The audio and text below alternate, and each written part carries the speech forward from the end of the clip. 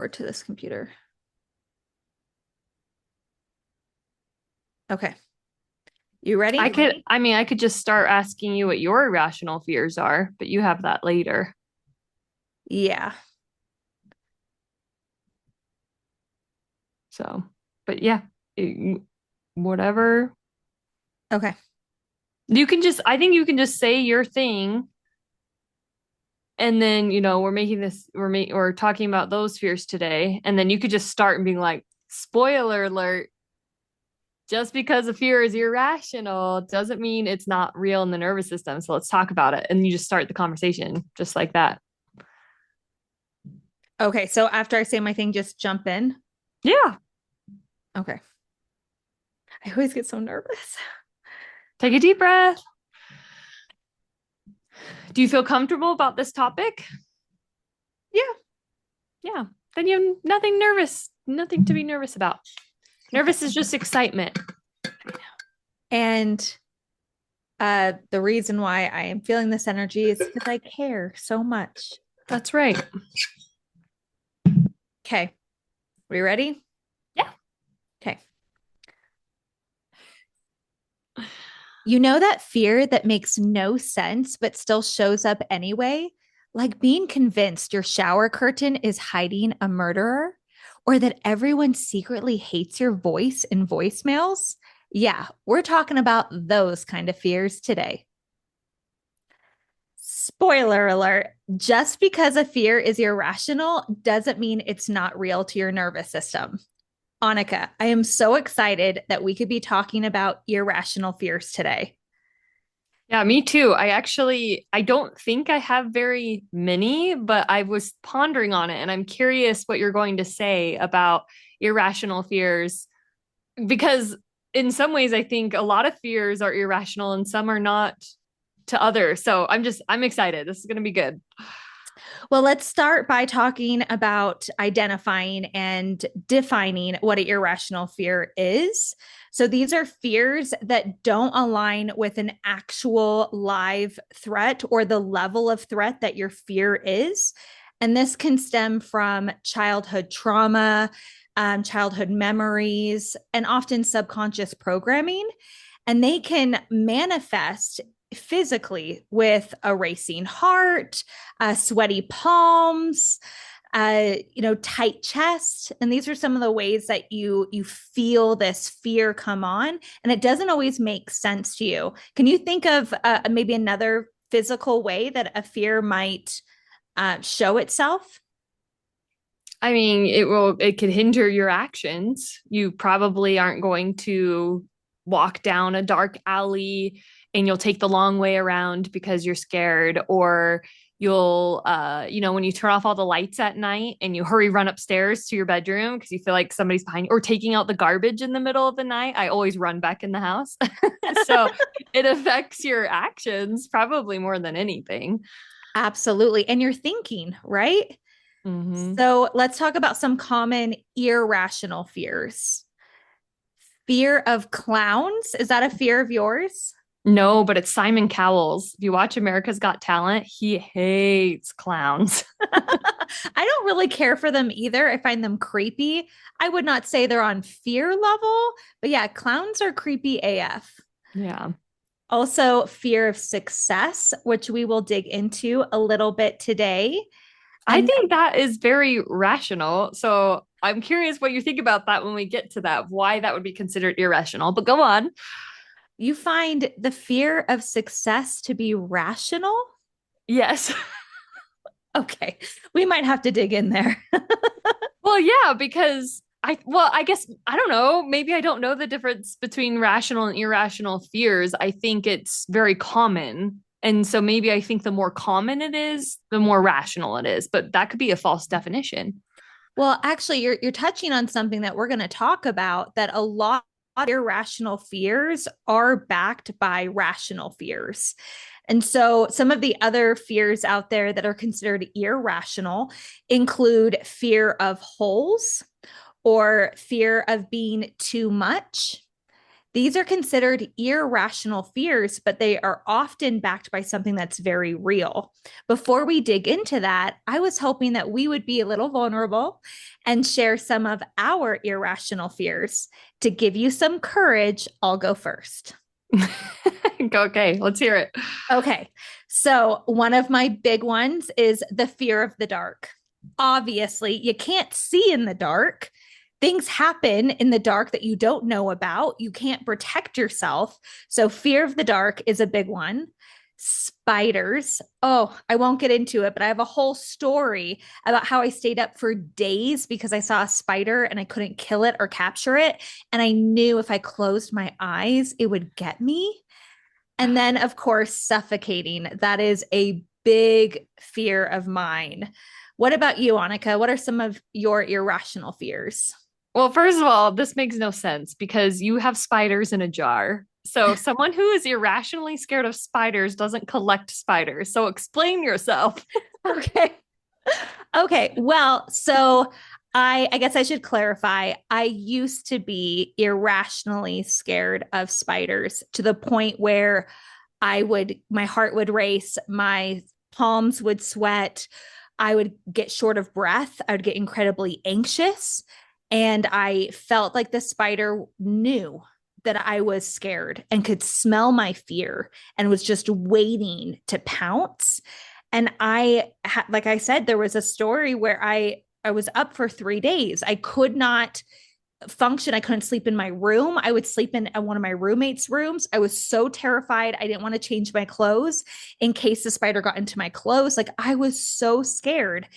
And I realized that this thing was controlling my life. And if you know me at all, I like my freedom. I don't like to be controlled.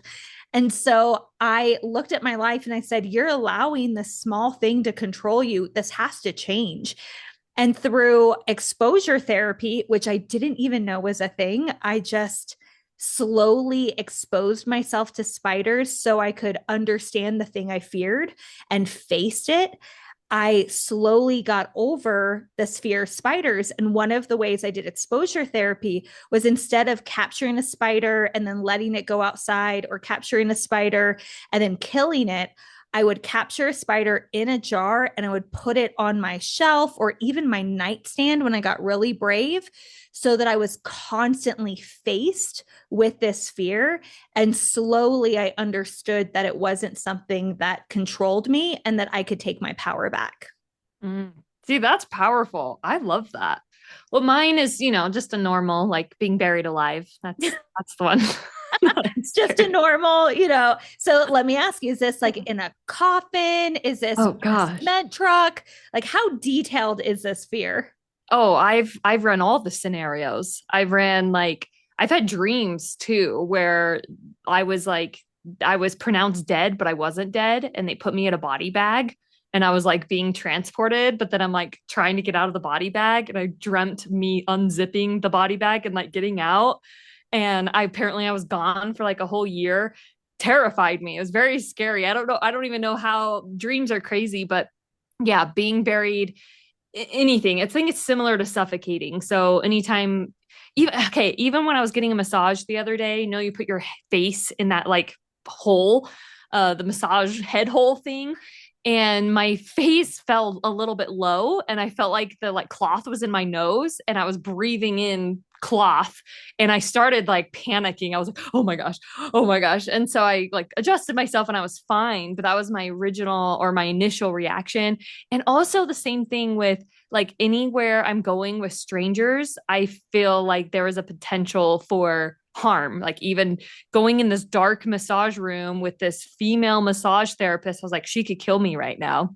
Like she could close the door. This would be a murder scene, and you bleach all the sheets so no one will ever know. Like that's so I have that too, I guess. Well, I don't know what we call that, but I wonder how that works as a very successful real estate agent where you are constantly with strangers. I would be very interested to see how that impacts your life. Yeah, I carry mace with me and a taser, and I let my clients walk in front of me when we go to dark, scary basements. I let them go first. That's very smart. It's a good move. Did you learn that from our dad? No, but yeah, I guess I probably have a lot of irrational fears. And one of the craziest ones I've ever heard, it's not mine, but I heard an irrational fear of pennies. And I don't understand because pennies do not pose a threat. But that was one that I heard somebody was terrified of pennies. They couldn't see them, they couldn't be around them, they couldn't touch them. Very strange. I find this interesting that you said that pennies don't pose a threat, but there is a whole movement to get rid of the penny because it costs more money to make a penny than it does what the penny's worth, a single cent. So actually, pennies could cause harm to our economy. But yeah, a fear of pennies doesn't make sense. I actually looked up some other like crazy irrational fears, and there's a few that I'd love to list. Fear of pigeons, fear of cotton balls, fear Wow. of escalators, Oh yeah, especially as a kid, like getting your flip-flops like sucked into escalator totally is a fear of mine. or your shoelace. Like, how many Yeah. times does your shoelace get loose and you're told, don't let your loose shoelaces onto the escalator, you'll get sucked in? Yeah. Yeah, I know. I know. I like jump off escalators because of that. Yeah. So we have a little bit of childhood trauma that is clearly still echoing into our lives. Exactly. Another one, fear of mirrors Mm. and Like fear. looking in a mirror or like any mirror? I think it's multifaceted. I think it's the the big fear that I read about was when you are in the dark and there's a mirror. Some people believe that that is a gateway for evil, for, and Mm. so again, is it rational? Is it irrational? And so fear of mirrors is a common one. And so this one I found hilarious. Fear of voicemail playback. Like your own or anyone's? Like you get a voicemail and you're listening to a voicemail. They're scared of the sound. I think it actually has more to do with their own voice. So when you record a greeting and you have to listen to it, or you left, if I left you a voicemail and you're like, Britannia, you left me this ridiculous voicemail, let me play it for you. And if you played that for me and I wasn't expecting it, it could actually cause a very real physical response if I have this fear. Wow. Yeah, those definitely do sound irrational. I think escalators are very rational. Those are dangerous places, but the rest are irrational for sure. Do you have any others you want to add? I did hear that Tyra Banks was afraid of dolphins, which is funny because they always look so friendly and they're known to help humans. But they also like have this, they're like permanently smiling. So it does look a little suspicious. But I remember she faced her fear, I think, on national TV. And so I thought that was really cool. That is cool. I'm starting to think that dolphins might be the clowns of the sea, right? That permanent Maybe. makeup. Do you think fish have irrational fears? I don't believe that most fish have that capacity. If we go to just the way their brains work, they're in survival, most animals, but I would say dogs might. Dogs might have irrational fears. But they're probably just from trauma, I would think, because Well, dogs remember, pain and trauma. Like if a snake bit them, they're going to be afraid of snakes. So it's not really, so I guess it depends on how you define irrational. well, Annika, that's exactly right. Don't you think that some of our fears are just from trauma, including the irrational ones? Oh, for sure. Like people listening to this be like, you idiot, escalators are the safest form of traveling upstairs. Like they're safer than Idiot. elevators. I don't know. Like, so yeah, of course. Well, before we jump into that, I wanted to share this isn't really a conversation under the rational, irrational fear header, but I found it really interesting. And I know that I experienced this phenomenon. So I was really curious to see if you did or our listeners did. So, Annika, have you ever been on a really tall building, say Empire State Building outside, and you have this urge to throw something valuable like your keys or your purse or your cell phone just off the edge?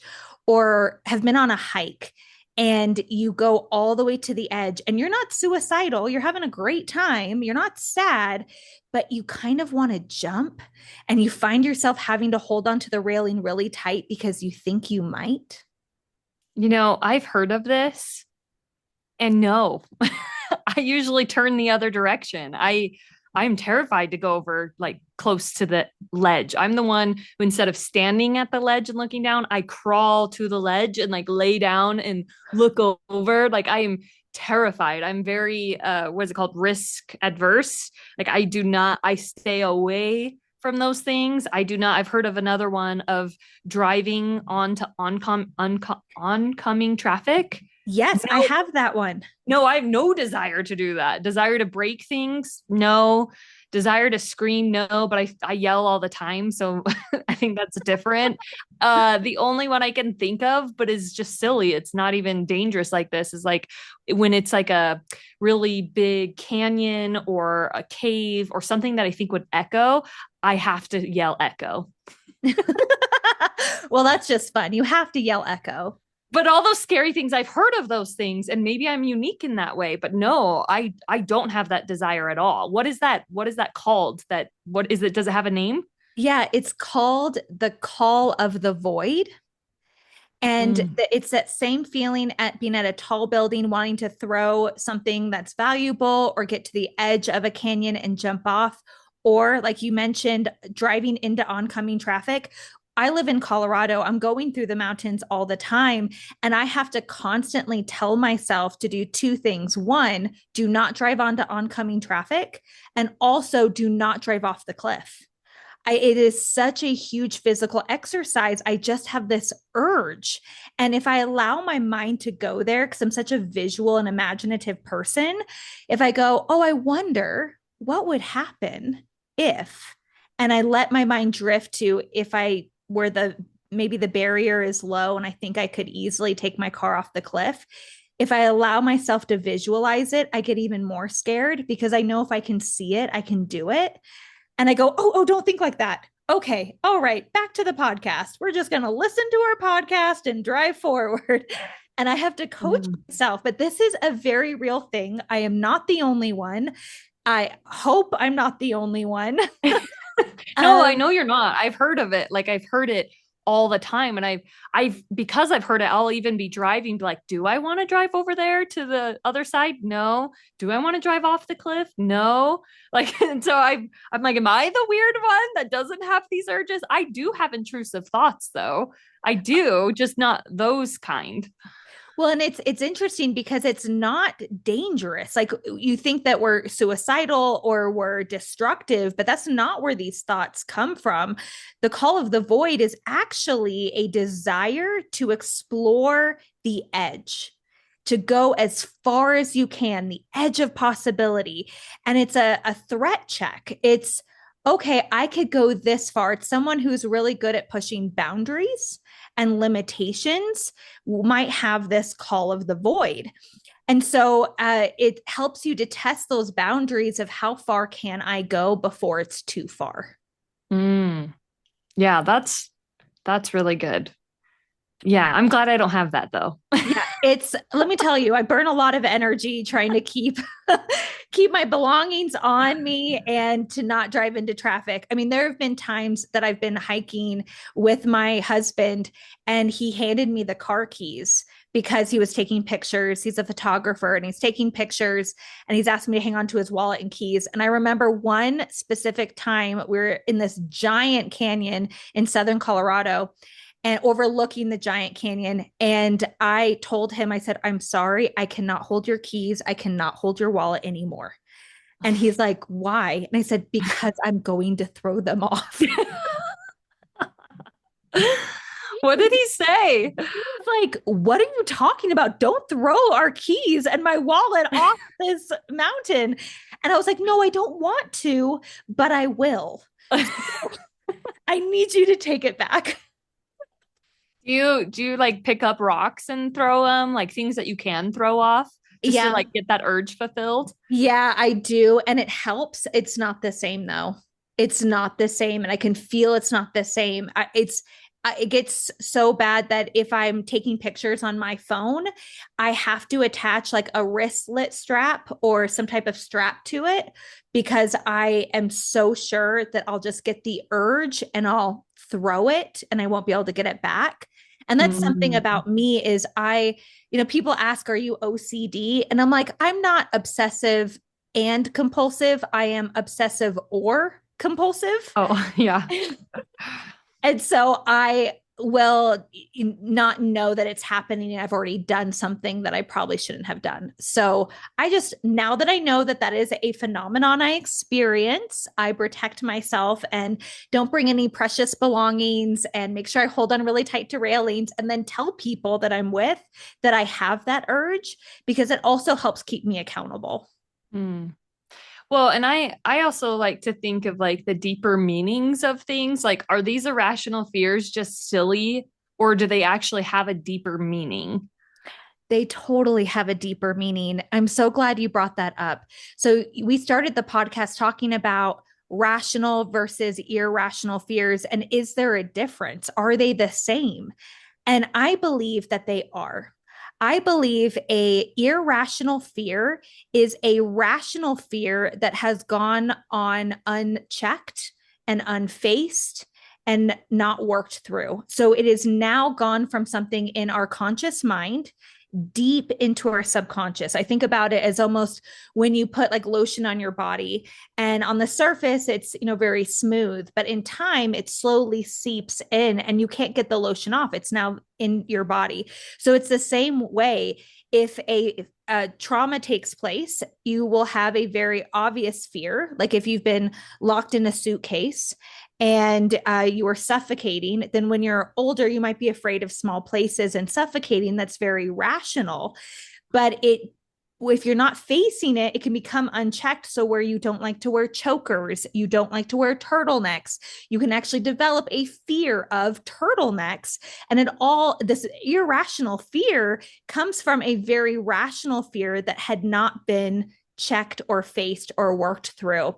And so I want to encourage our listeners that if they are experiencing a very rational fear, that you work through it and you start to face it either with exposure therapy or another way before it becomes an irrational fear.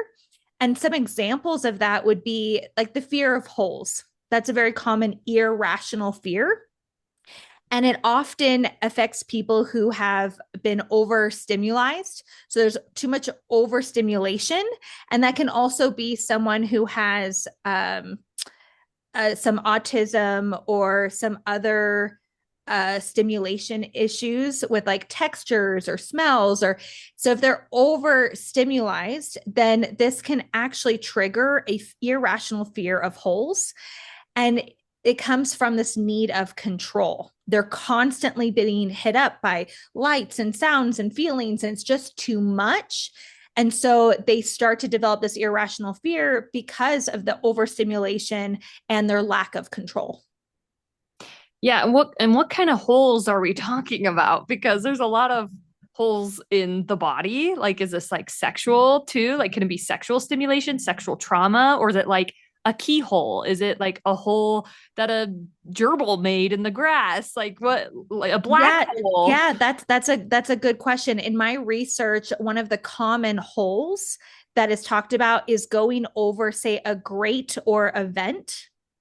And Oh. so if stepping over, if you're walking on the sidewalk and there's a grate or vent, there are people who have no problem stepping right on that grate and walking right past it. And there are people who walk around it. Hmm. And so that was the common example that was presented. Another irrational fear is the fear of being seen. And this obviously comes from the fear of rejection. You don't want to shine too bright. You don't want to be seen because you may not be accepted. And that's scary. And so, if you work through your fear of rejection, then you're able to work through your fear of being seen. Mm. Yeah, that's interesting.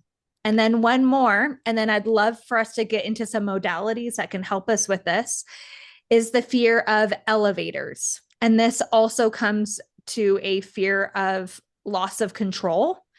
And it's interesting. I don't have a fear of elevators, but I do often get a weird feeling when I walk into an elevator that I've noticed my heart kind of jumps into my throat even before we move.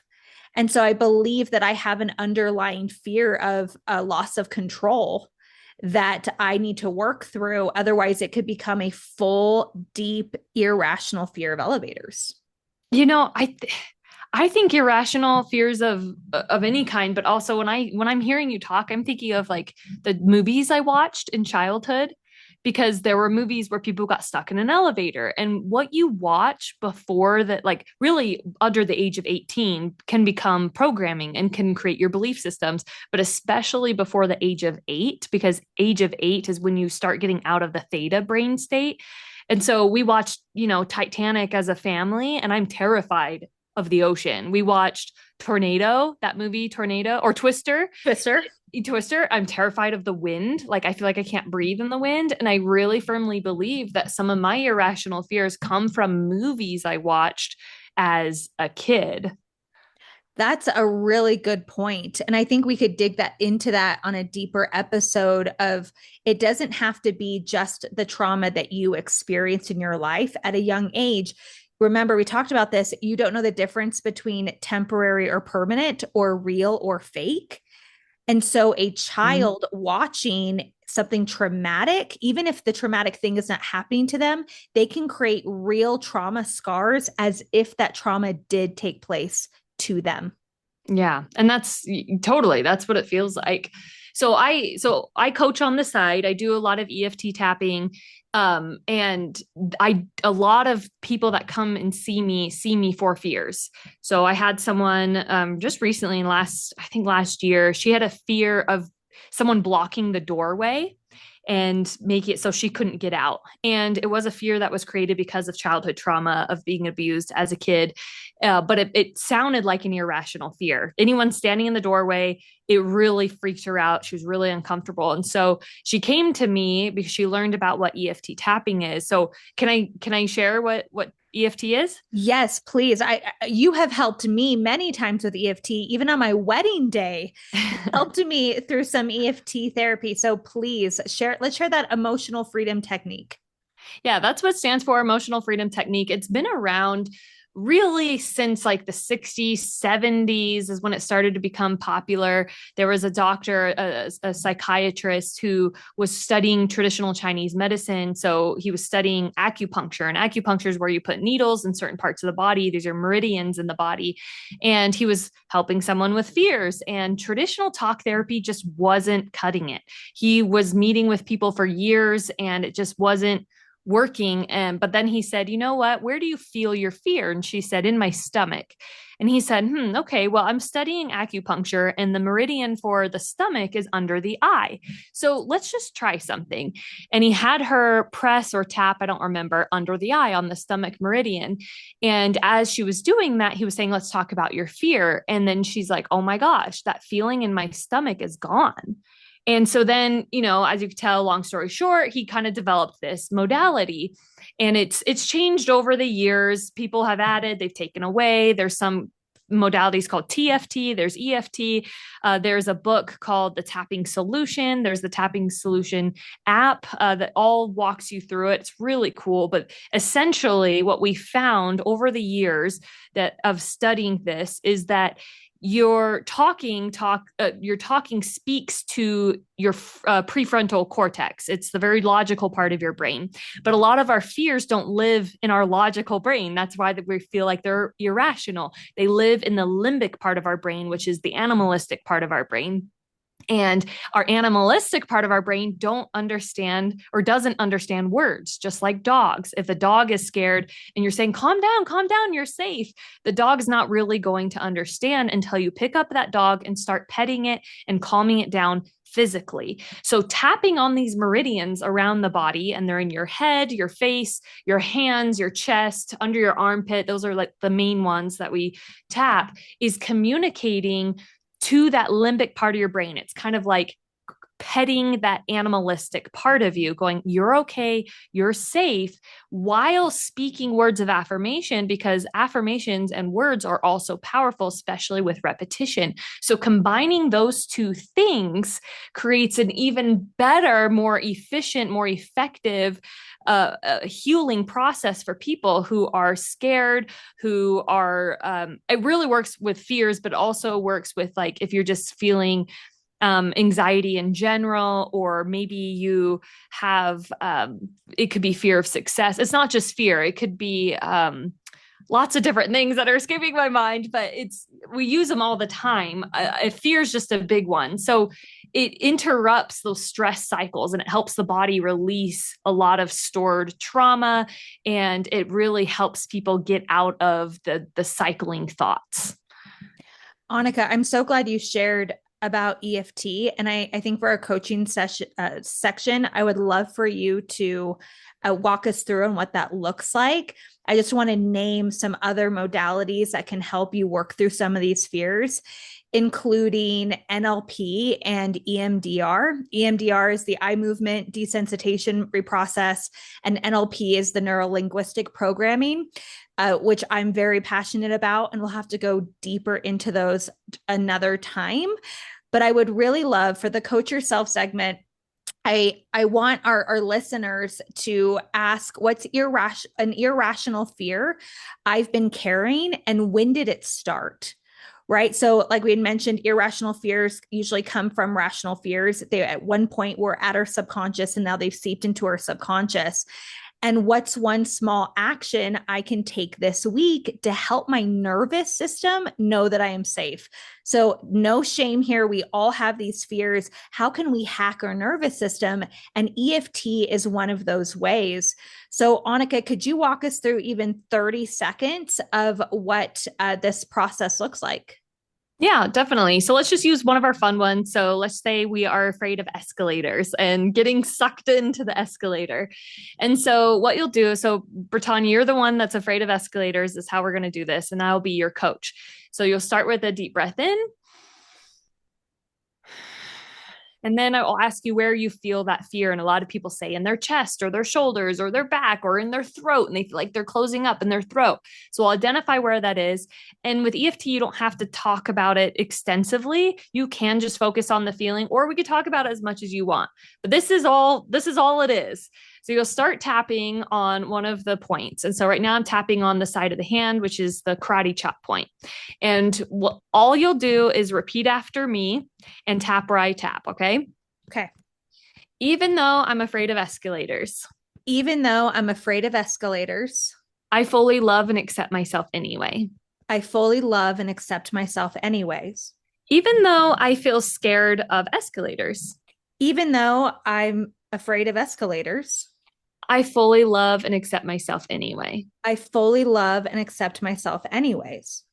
And in this moment, I'm safe. And in this moment, I am safe. In this moment, I'm okay.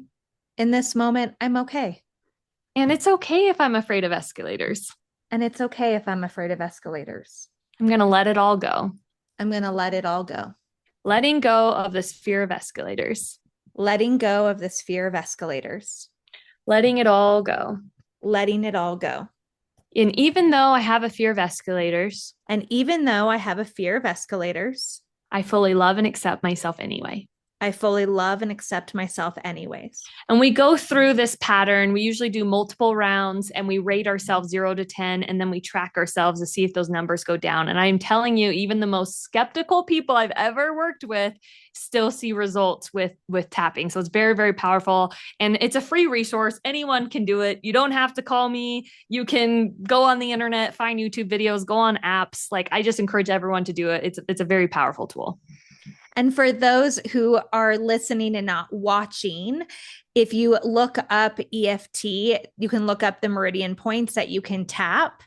But she was touching different places on her face, her chin, her armpit, the top of her head. There's several places that she worked through as she said those phrases.